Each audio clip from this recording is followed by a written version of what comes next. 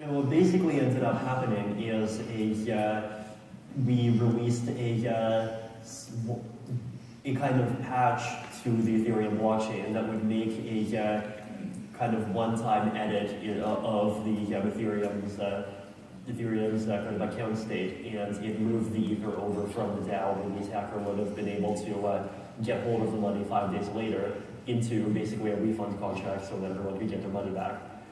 And this is viewed as controversial because it does sort of interfere with the execution of the code exactly as written, and a lot of people believe that this that what they call kind of immutability, or that sort of code as law, is one of these important blockchain principles. So to that point, I guess I would argue that, I mean, first of all, the claim that blockchains are infinitely immutable is ridiculous, because like, the fact is, if you have $40 million, you can 51% attack Ethereum, and if you have $200 million, you can 51% attack Bitcoin, and you can reverse as many transactions as you want. So you have to be a bit realistic about the limitations of these systems as they stand today. And the second thing is that I think even though the system, like, the immutability by itself is pretty worthless if all that you're making immutable is money's running off a cliff. Like, I feel like in order for principles to be valuable, they have to serve like some kind of social purpose. And obviously immutability does have value, but I feel like in order for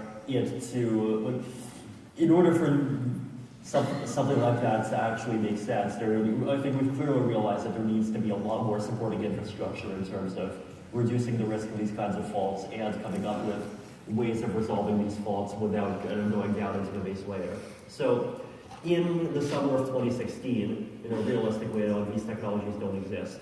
And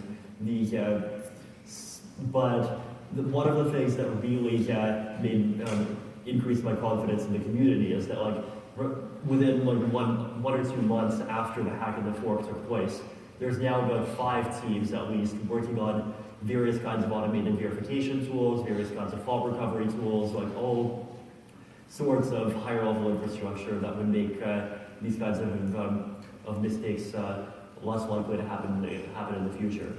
And I mean, I think it's in general important to view Ethereum and like really all these blockchain systems as systems that are still very early in their development. And I openly say the fact is, Ethereum is not ready for a lot of mainstream applications, because at the very least for mainstream applications, you want 50,000, 100,000 transactions a second, and Ethereum, can do 15. So, like, I think from a lot of standpoints, whether it's scalability, whether it's privacy, whether it's security, there still is quite a bit of a way to go.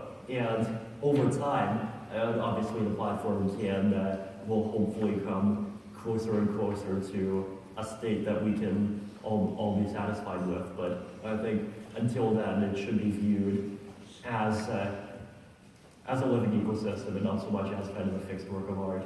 Okay.